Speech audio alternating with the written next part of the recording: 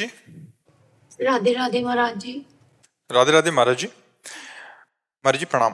महाराज जी, अगर हम वास्तविक भगवान की शरण में होते हैं तो इसकी अनुभूति कैसे होती है? महाराज जी, आप भगवान की शरण की अनुभूति कैसे करते हैं? हम कभी कभी ऐसा सोच लेते हैं कि हम भगवान की शरण में हैं क्योंकि हम कुछ सेवा आदि या कुछ कर लेते हैं या सदग्रंथों का अध्ययन कर लेते हैं, लेकिन कोई दिव्य अनुभूति नहीं होती।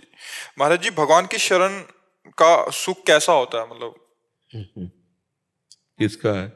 हाँ भाई, नाम जप करो, पहले खूब नाम जप करो।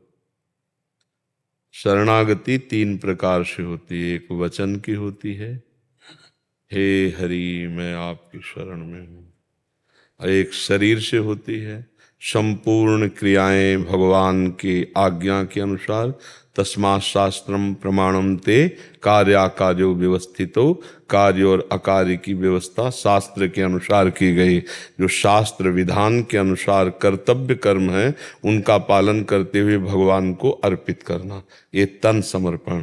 फिर वो मन समर्पण। मन में जो हमारे संकल्प विकल्प भोग विलासिता के होते हैं उनको भगवान की सेवा के लिए, भगवान के चिंतन के लिए, भगवान के नाम जप के लिए हम मन को लगाते हैं तो हमारा मन समर्पित।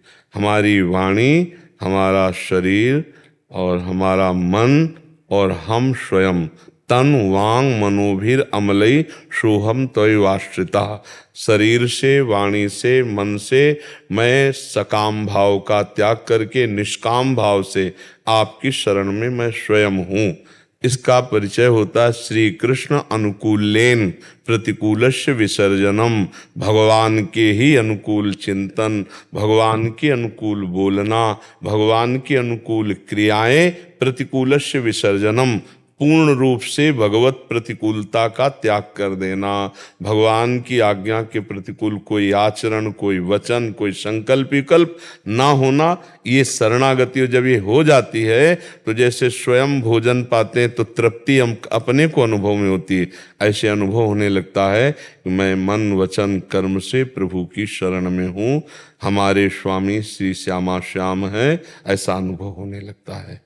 पर खूब नाम जप करो पहले और सत्संग सुनते रहो और कोई पापाचरण ना होने पावे ये सावधानी रखो। वचन से किसी की निंदा ना होने पाए ये सावधानी रखो। मन से असत भोगों का स्फुरण संकल्प ये ना बनने पावे ऐसी सावधानी रखो। अगर समझ पा रही हो हमारी बात तो हमारी शरणागति पुष्ट हो जाएगी।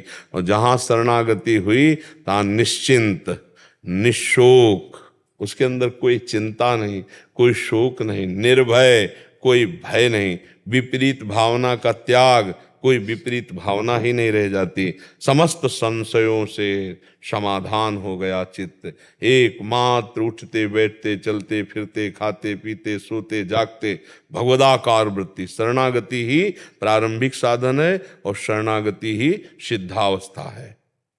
जब मैं का भी विस्मरण हो जाए भक्ति में तब वो सिद्धावस्था है।